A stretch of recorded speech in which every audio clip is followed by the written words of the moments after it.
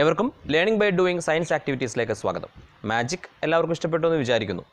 ഇനി അതിന് പിന്നിലുള്ള ശാസ്ത്ര തത്വത്തിലേക്ക്. ഏതൊരു വസ്തുവിൻ്റെയും ഭാരം കേന്ദ്രീകരിക്കപ്പെട്ടതുപോലെ വർത്തിക്കുന്ന ഒരു ബിന്ദുവുണ്ട്. ഇതിനെ ഗുരുത്വ കേന്ദ്രം അഥവാ സെൻറ്റർ ഓഫ് ഗ്രാവിറ്റി എന്ന് വിളിക്കുന്നു.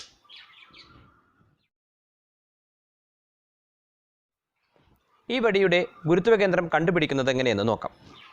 ഇതിൻ്റെ രണ്ടറ്റത്തുമായി വിരലുകൾ വെച്ചതിന് ശേഷം പതുക്കെ അടുപ്പിക്കുക. രണ്ട് കൈവിരലുകളും കൂടിച്ചേരുന്ന ഭാഗമായിരിക്കും ഗുരുത്വ കേന്ദ്രം.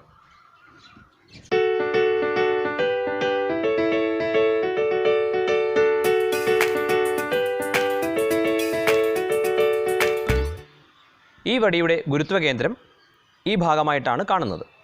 എന്നാൽ ഗുരുത്വ കേന്ദ്രം എപ്പോഴും മധ്യഭാഗത്തായിരിക്കുമോ, അല്ലെങ്കിൽ ഗുരുത്വ കേന്ദ്രത്തിൻ്റെ സ്ഥാനം മാറുമോ? നമുക്ക് മറ്റൊരു പ്രവർത്തനം ചെയ്തു നോക്കാം. ഈ വടിയുടെ ഒരറ്റത്തായി ഇതുപോലെ ഒരു റിങ് ഇടുകയാണ്. നോക്കൂ, ഇപ്പോൾ ഇവിടെ തുലനം ചെയ്യാൻ സാധിക്കുന്നില്ല.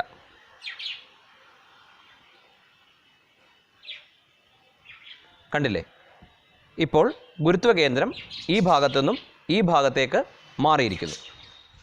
ഇതുമായി ബന്ധപ്പെടുത്തി നിങ്ങൾക്ക് വീട്ടിൽ ചെയ്തു നോക്കാവുന്ന ഒരു പ്രവർത്തനം കാണാം. നിങ്ങൾക്ക് ആവശ്യമുള്ള വസ്തുക്കൾ: ഒരു മെഴുകുതിരി, വലിയ സൂചി അല്ലെങ്കിൽ 2 മുട്ടുസൂചികൾ, ഗ്ലാസ്, തീപ്പെട്ടി. മെഴുകുതിരി ഇങ്ങനെ സെറ്റ് ചെയ്യുക. താഴ്ന്നു നിൽക്കുന്ന ഭാഗത്ത് ആദ്യം നമ്മൾ കത്തിക്കുക.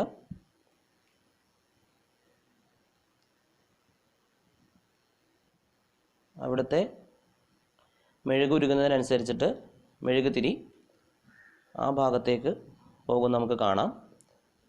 കുറച്ച് അങ്ങോട്ട് പോകുന്നതിനനുസരിച്ച് നമ്മൾ രണ്ടാമത്തെ ഭാഗവും ഇതുപോലെ കത്തിച്ചു കൊടുക്കുക.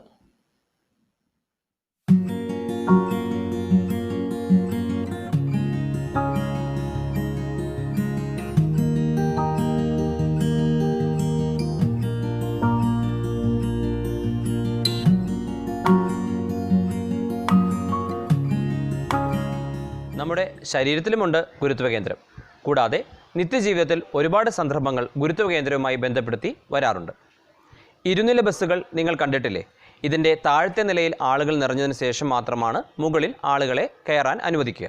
മാത്രമല്ല, അവിടെ നിന്നുകൊണ്ട് യാത്ര ചെയ്യാൻ ആളുകളെ അനുവദിക്കാറില്ല. ഗുരുത്വ കേന്ദ്രം ഉയരുന്നതനുസരിച്ച് അപകടമുണ്ടാകാൻ സാധ്യതയുണ്ട്. അതുകൊണ്ടാണ് ഇങ്ങനെ അനുവദിക്കാത്തത്. ഇനി ഒരു പുസ്തകത്തിൻ്റെ ഗുരുത്വ കേന്ദ്രം കാണുന്നത് എങ്ങനെയാണെന്ന് നോക്കാം. ഇതുപോലെ ആകൃതിയുള്ള ഒരു വസ്തുവിൻ്റെ ഗുരുത്വ കേന്ദ്രം കണ്ടുപിടിക്കാൻ എളുപ്പമാണ്. ഇത്തരത്തിൽ ലൈനുകൾ ഇട്ടതിന് ശേഷം ഈ ഭാഗത്ത് നോക്കുക, അതായിരിക്കും ഗുരുത്വ കേന്ദ്രം.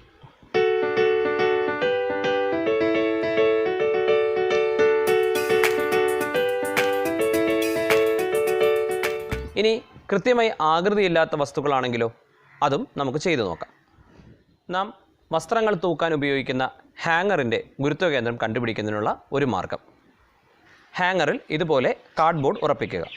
ഇനി നമുക്ക് ആവശ്യം ഒരു തൂക്കുകട്ടയാണ്.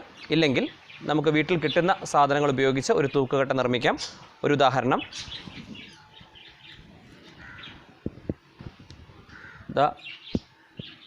ഇതുപോലെ നമുക്കൊരു തൂക്കുകട്ട ഉപയോഗിക്കാം. ഇങ്ങനെ ക്രമീകരിച്ചതിന് ശേഷം ഇത് നിശ്ചലമാകുന്ന അവസ്ഥയിൽ നമുക്ക് ഒരു നേർരേഖ വരയ്ക്കാം. ഇനി ഈ പൊസിഷനിൽ എടുക്കാം. ഇവിടെ നമുക്ക് അനങ്ങാതെ നിൽക്കുന്ന ഈ പോയിന്റിൽ നമുക്ക് മാർക്ക് ചെയ്യാം. ഇതേമായിട്ട് ഇനി ഇത് വരയ്ക്കാം. ഇതുപോലെ മൂന്നാമത്തെ ഭാഗത്തു നിന്നും എടുക്കാം. കണ്ടില്ലേ? ഒരു കോട്ട് ഹാങ്ങറിൻ്റെ ഏകദേശം ഈ ഭാഗത്തായിട്ടാണ് നമുക്ക് സെൻറ്റർ ഓഫ് ഗ്രാവിറ്റി കിട്ടുക. നമുക്കറിയാം, കോട്ട് ഹാങ്ങറിൽ ഇങ്ങനൊരു സംവിധാനം ഉണ്ടാകില്ല. ഇത് മാറ്റുകയാണെങ്കിൽ ഏകദേശം കോട്ട് ഹാങ്ങർ നാം തൂക്കിയിടുന്ന സമയത്ത് ഇവിടെയായിട്ടാണ് സെൻറ്റർ ഓഫ് ഗ്രാവിറ്റി വരിക. ഇനി ഇതിൻ്റെ രഹസ്യത്തിലേക്ക് പോകാം. ഈ ഹുക്കിൻ്റെ സെൻറ്റർ ഓഫ് ഗ്രാവിറ്റി ഏകദേശം ഈ ഭാഗത്തായിരിക്കും. നാം ബെൽറ്റ് തൂക്കുന്ന സമയത്ത് ഈ ഭാഗത്തായിട്ടാണ് തുലനം ചെയ്യുന്നത്. അതായത് ഏകദേശം ഈ ഭാഗത്തായിട്ടായിരിക്കും അതിൻ്റെ സെൻറ്റർ ഓഫ് ഗ്രാവിറ്റി വരിക. അത്തരത്തിൽ ഒരു ഹുക്ക് കിട്ടിയാൽ കൊള്ളാമെന്നുണ്ടല്ലേ? കുഴപ്പമില്ല. നിങ്ങൾക്ക് വീട്ടിൽ ചെയ്തു നോക്കാവുന്ന ഒരു പ്രവർത്തനം പറഞ്ഞു തരാം. അതിനായി നിങ്ങൾക്ക് ആവശ്യമുള്ളത് പെൻസിൽ, ഒരു മെറ്റൽ വയർ, ഒരു നട്ട്. ഇനി ചെയ്യേണ്ടത് എങ്ങനെയെന്ന് കാണിച്ചു തരാം.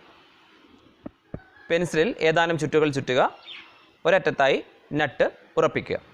നോക്കൂ, പെൻസിൽ ബാലൻസ് ചെയ്യുന്നത് കണ്ടോ? ഇത് പല രീതിയിൽ നിങ്ങൾക്ക് ചെയ്തു നോക്കാം.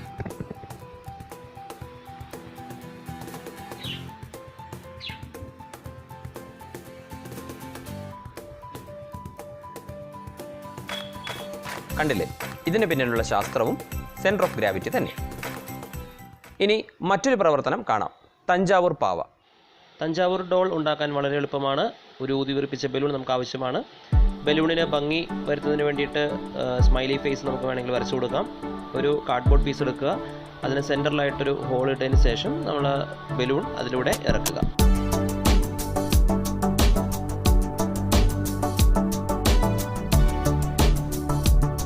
ഇനി നമുക്ക് ബലൂൺ തട്ടി നോക്കാം.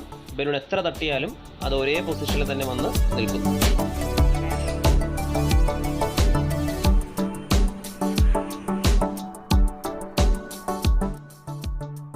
തഞ്ചാവൂർ പാവ എല്ലാവർക്കും ഇഷ്ടപ്പെട്ടില്ലേ? ഒരു കാലഘട്ടത്തിൽ ഉത്സവപ്പറമ്പുകളിൽ നിന്ന് നമുക്ക് ലഭ്യമാകുന്ന ഒരു കളിപ്പാട്ടമായിരുന്നു തഞ്ചാവൂർ പാവകൾ. ഇത്തരത്തിൽ ഒരു മത്സരം സംഘടിപ്പിക്കുന്ന CSIS-നും ശാസ്ത്ര സാഹിത്യ പരിഷത്തിൻ്റെ ലൂക്കയ്ക്കും നന്ദി അറിയിക്കുന്നു.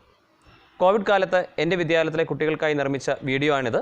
കുട്ടികൾ അവരുടെ വീട്ടിലിരുന്നു കൊണ്ട് തന്നെ ചെയ്ത ഈ പ്രവർത്തനം എനിക്ക് അയച്ചു തന്നു. അത് ഞാനിതിൽ ഉൾപ്പെടുത്തുകയാണ്.